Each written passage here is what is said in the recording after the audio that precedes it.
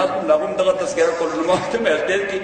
د مولایانو تا سره نور جګړه نشته خو تا نه یو ګاډی د پولیس مخکې رواني یو وروسته رواني هر ملا دا غواړي چې ما پسې دوه ګاډي د پولیس رواني صحیح نو یو سړی فضل الرحمن وي کار یو سړی فضل الرحمن کېدی شي دا خو د الله تعالی تقسیم نه نحن قسمنا بینهم معیشتهم فی الحیات الدنیا زما د قاضي صاحب د سبق ملګری دی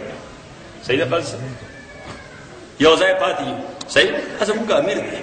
هغه موږ خدای دې دین هم لوی عزت ولوري یعنی یو خبيث سړی ستا خوښ دی چې د هغه د عزت وي یو مولا چې د مفتي مامور زوی دی استاد پټکي او استاد ګیري او استاد مدرسې او د جومات محافظ دی ما وې دا سړی که په دې فتنو دور کې نور هېڅ نه کوي د څلورو شیانو باندې چې د سټینډ اغوستی دی په پټکي باندې په ګیره ما ته پته ده ځکه زه په داسې دنیا کې اوسېږم چې کوم وبار را روان دی کوم وبار او دې سړي په تاسو ځان هم بېعزت کړ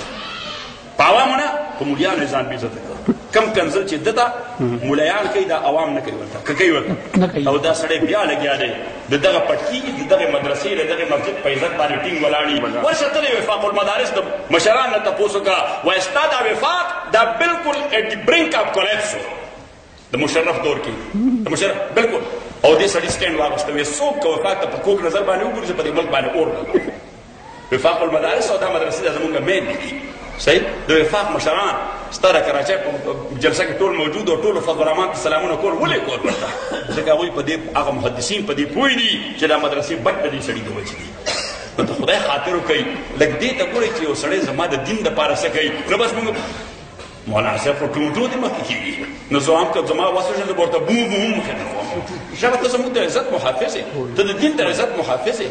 محترم ورونو اللہ فرمائے الذین یذکرون اللہ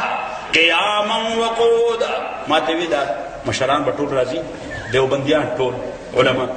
نو وی تم کراچۍ د جلسې ته راشي لاړې نو خبرې نو ما ورته چې کراچۍ جلسې ته زما کور سره ازادي نو قاضي صاحب ته معلومه ده ما چې کراچۍ جلسې ته سره لاړ شم په سټیټ تا سره ناست یم اته امریکې ته کنزل کې بدره دی وای ورته زه د امریکې راغلی نو وی چې ته را سره ناست خو زه به ورته ډبل کنزل کوم نور ورته هم کوم د هغې وجه وی زه وایم چې تا ته غوسه شي راودې باسي سړي څه کوې نو ما خو نه راوباسي زما لینډ ورسره برابر دی کوم ورسره لګو ما نه راوباسي زما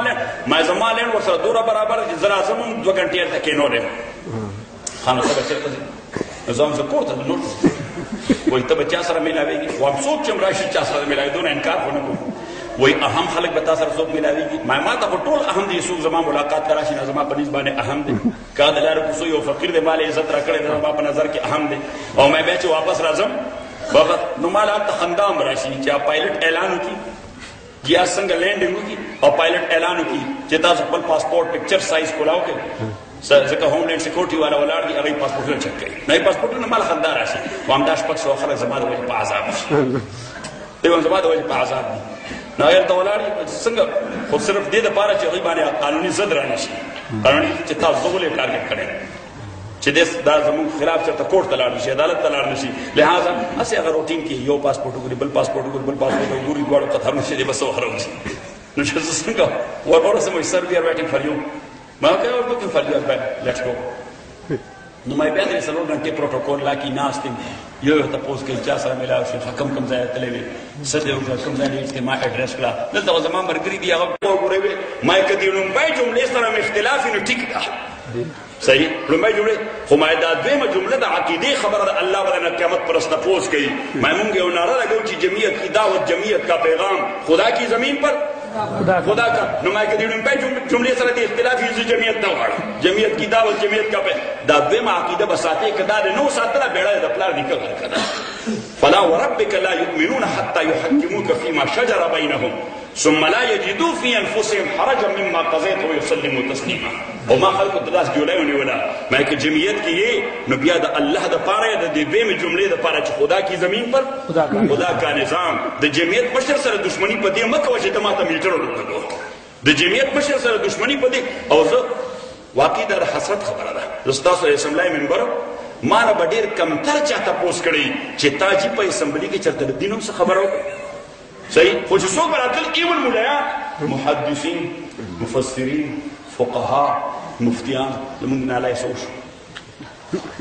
زمونږ میټر به جي څنګه شي زمونږ ټرانسفارمر به څنګه شي نو په خدای اعتبار وکړئ چې زه داسې پوزر راغلم چې ما خدای ما له دې عذاب نه خلاص کړي دا څه عذاب دی چې د ملا هم دا سوچي چې نالی څنګه شوه